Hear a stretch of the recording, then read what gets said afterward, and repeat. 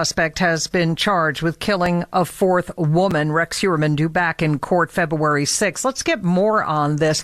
Joining us live is David Schwartz, a New York criminal defense attorney and a former prosecutor. David, do we have any idea why it took until now for Heuermann to be charged with this killing of a Connecticut woman, presumably linked to the others?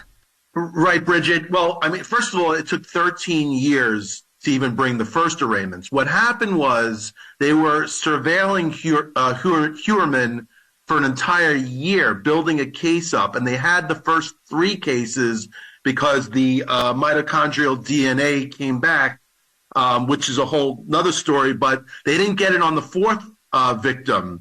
And so what they decided to do is make the arrest for the first three while this defendant is incarcerated to investigate for the fourth. And that's why we have the supplemental indictment today. Okay. As far as the prosecution and their potential evidence, we understand it involves belts, one with the initials WH, believed to be from the late grandfather of Rex Heuermann.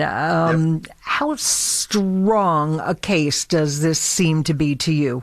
Well, a circumstantial case is sometimes much stronger than a case where there's an eyewitness or direct evidence. So this is what Ray Tierney, the DA, has been building up ever since he took office, is to develop this circumstantial case. If the DA had to rely on scientific evidence alone, the way the DNA lays out, they wouldn't be able to get a conviction just on the DNA alone, because all the DNA does, it doesn't show that Heuermann himself committed these murders. It just, it takes away about 99.6% of the rest of the population, but doesn't exclude Heuermann. So that's an important piece of evidence, but you have to take that in conjunction with all the other circumstantial evidence. You mentioned the belt. We have the truck. We have the phone records. There's a lot of circumstantial evidence that we don't even know about right now. This is going to be a long trial, and it's all about putting the pieces of the puzzle together in order to convict him of these four murders. As I mentioned at the beginning, you're a former prosecutor. You're also a criminal defense attorney. How would you defend Rex Heuermann?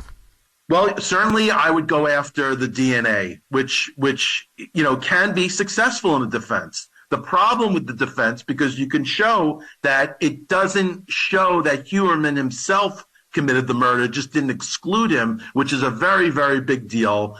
You could go after the years and years of decay of the DNA evidence, of the hair fibers.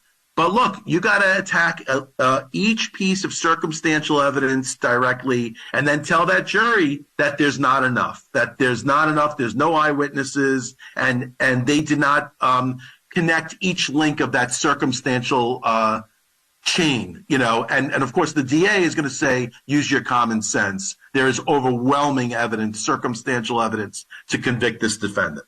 David Schwartz, New York criminal defense attorney and former prosecutor. David, thank you so much. WCBS News Time, 11:08. Your update next on traffic and